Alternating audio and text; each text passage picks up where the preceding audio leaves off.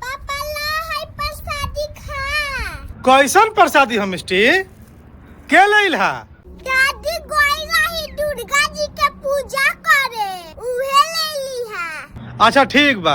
पापा जानो तरो दादी के नूठे हुनावा फिर दुखाए लगल। फिर दुखाए लगल? हाँ दादी कहा तरीनु कि का ए दुर्गा माई हमारा से तहरा कवन दुश्मनी बा।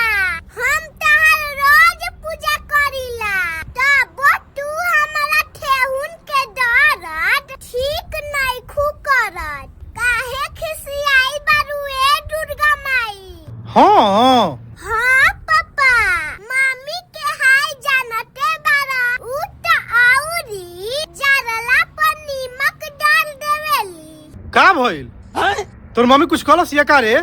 मम्मी कहतड़ी कि अरे बुढ़िया दुर्गा माई तो जहानिया नइखी देखत। तोरा पूजा कइला से उ तोरा ठेहुन के दर्द ठीक कर दिहे। दुर्गा माई देखतारी कि ई बुढ़िया हमरा भिरी आवेले त खूब पूजा करेले, खूब अगरबत्ती देखावेले आ घरे जाते अपना पतोही संगे झगड़ा करेले। गांव भर घूम घूम पतोही के शिकायत बतियावेले। त कहां से तोरा ठेहुन के दर्द ठीक होई?